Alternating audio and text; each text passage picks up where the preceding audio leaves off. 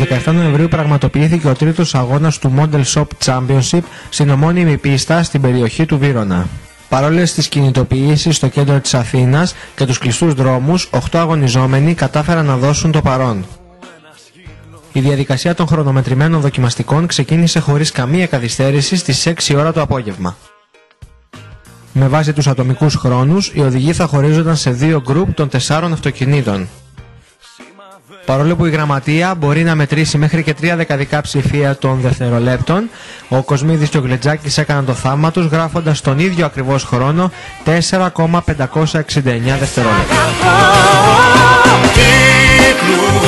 Κάνω κύκλους από εσένα, θέλω μόνο και σε δείχνους γράφω στίχους τα σημάδια μου. Με τόσο χαμηλούς χρόνους πέρασαν στο Group Α, το οποίο συμπληρώθηκε από τον πολύ γρήγορο Τιράντι και από τον πολύ φρέσκο στην πίστα Στέλιο Μαδιανό.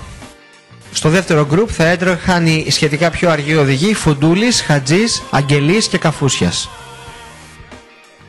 Τα προκριματικά πραγματοποιούνταν με πάρα πολύ γρήγορους ρυθμούς, με πολύ μικρά διαλύματα, έτσι ώστε ο κόσμος να μην βαριέται, αλλά και για να μην καθυστερήσει η όλη διαδικασία.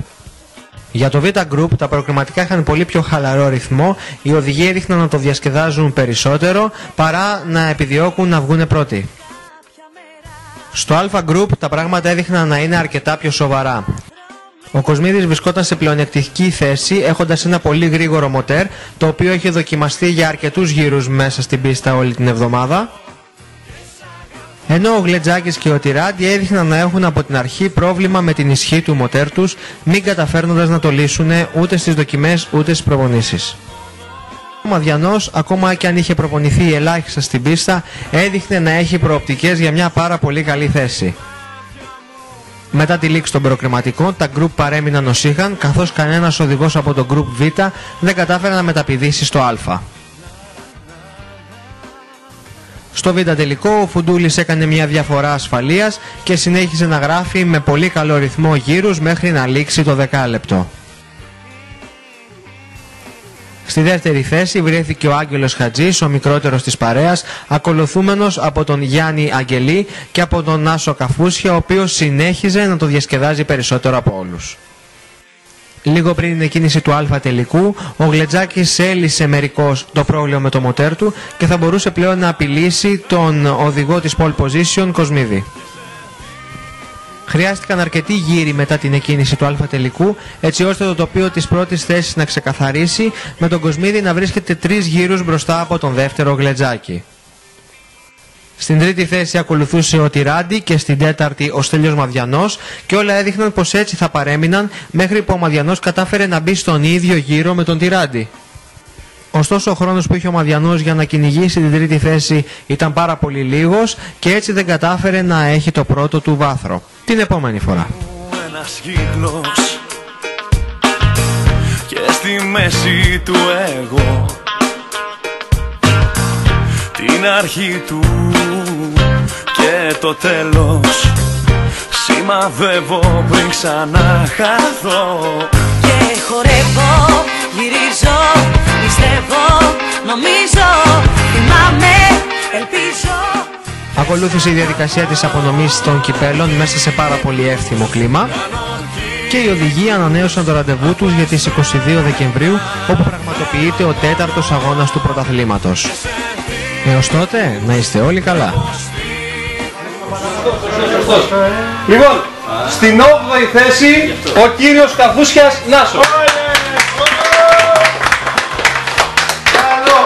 Στην 7η θέση, για πρώτη φορά έτρεξε στην πίστα βέβαια, ο Γιάννης ο Αγγελής. Στην 6η θέση, ο μικρός της παρέας, ο Άγγελος ο Χατζής. Στην 5η θέση, ο Παναγιώτης Φοντούλης. 4η θέση, ο οποίος τρέχει για πρώτη φορά και αυτός, ο Στέλιος ο Μαδιανός. Και έχουμε στην 3η θέση το Βασίλη τον Τιράντι.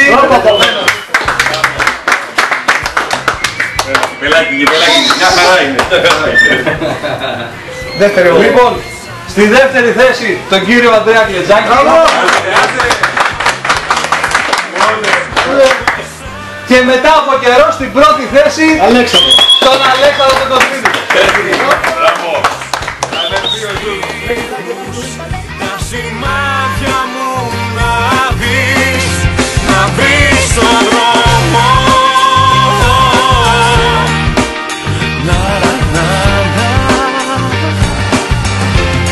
Να βρεις τον δρόμο.